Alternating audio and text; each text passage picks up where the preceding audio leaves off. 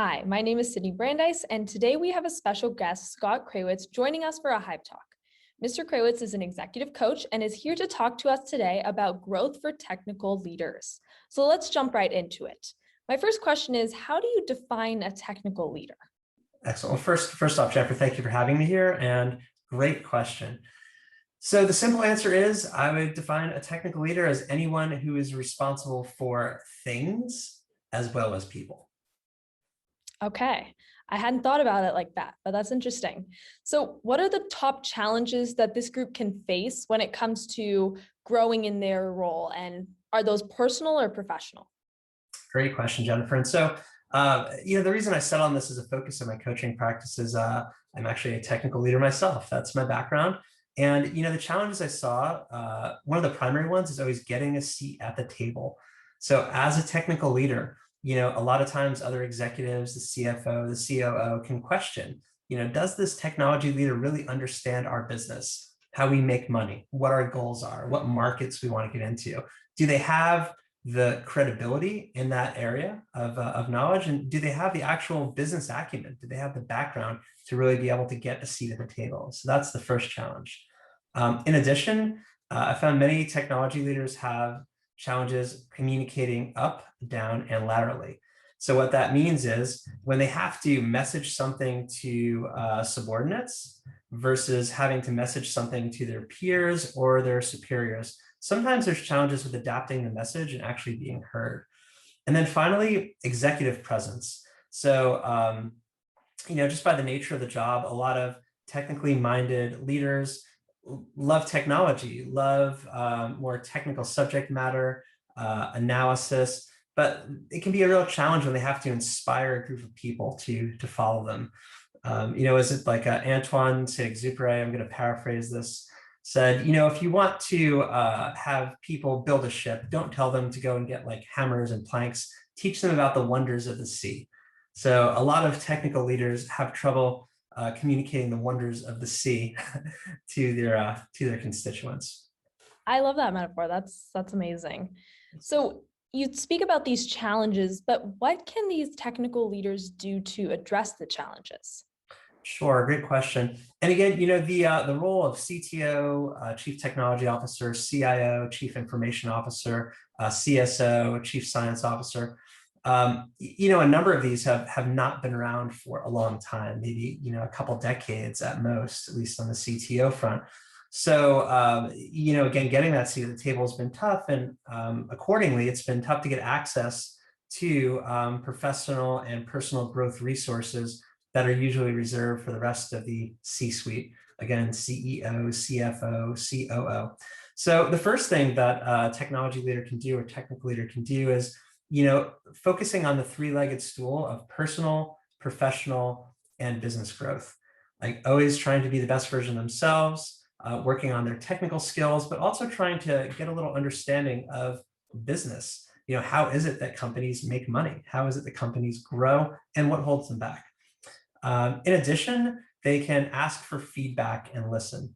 A lot of times I've noticed technical leaders can be a little more closed off or have what we want to call like a fixed mindset where they believe they know what they know, they don't really want to know anything else, or they don't feel heard. So they don't really ask for feedback. So just opening up, showing a little vulnerability, asking for that feedback and actually listening to what is shared can be very fruitful. And then finally, seeking opportunities to both grow and give at work. I had a great speaker once who said, if you don't have a purpose in life, your default purpose, Richard Nieder, I believe is his name, said, everybody's default purpose is to grow and to give. And if you look at that as far as what a technical leader can do, how could you grow at work? Well, one thing you could do is, again, ask for feedback, look to understand a little more from your peers and colleagues around you. And then giving, how can you give? Well, once you understand, you can offer up your help, right? How is it that your technical expertise can really help these people? What can you give? Instead of seeking for them to always understand you, why can't you understand them? How can you show up in a way where you can really try to give and grow? I think that's such a great mindset. And on that subject, how can non-technical leaders best optimize their collaboration with these technical leaders? Sure. So if you're a non-technical leader and you're relying on a technologist, and oftentimes we see this is more and more the case. So even companies that are more traditionally bricks and mortar, especially with COVID and everything going on, have been experiencing what we call like a digital transformation, or in some cases a digital acceleration, where there's more and more technology. So this is a really key question. I appreciate you asking. So the first thing that non-technical leaders can do is actually meet your technical leaders where they're at. Understand that, there's this notion of the Peter principle, right? Where you get promoted to your level of incompetence. So you may have someone who's an amazing technologist, and now they've been put in charge of a team, and they're in charge of some degree of revenue, and they're expected to sit at the table, and maybe they just lack, again, the professional growth, personal growth, or even just raw business knowledge to really be effective. So if you truly believe in their ability to contribute, try to meet them where they're at. In addition, referring back to the grow and give paradigm there, give them the opportunity to grow, perhaps even give them the opportunity to fail, a softer fail, something where it doesn't have a massive impact on the organization, but can get them used to the types of things that you want them to be involved with, the types of decisions you want them to help with, the types of projects where you need them to deliver. So give those technical leaders an opportunity to grow. And finally, try to see technology as a strategic differentiator and not a necessary evil. So again, this harkens back to a lot of even just traditional bricks and mortar companies that saw technology as just something we need to have. Oh, they're the computers, et cetera. And thinking of it differently, well, wait a second, how could this be like another revenue stream?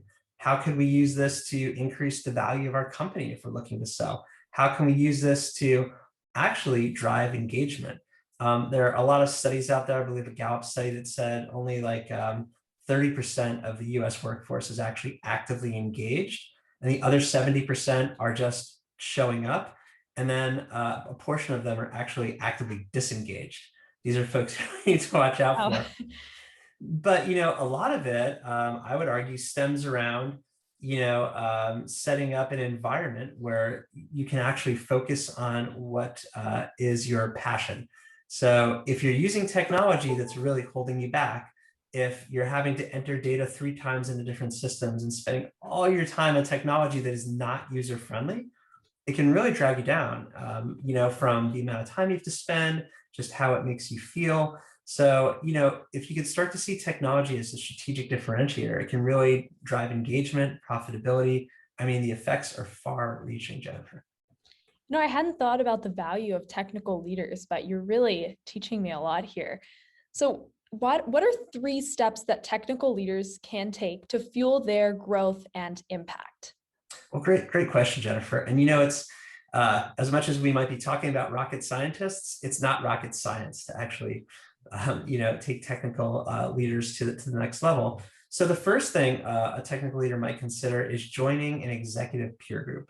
So this would be a professionally facilitated group of other technical leaders. Generally, these meet once a month. One example would be Renaissance Executive Forums. I know runs a great executive peer group for technical leaders, wherein these folks can process issues, share best practices. No one goes it alone, and it's great for them to have a group of their peers where they can grow together and start to share.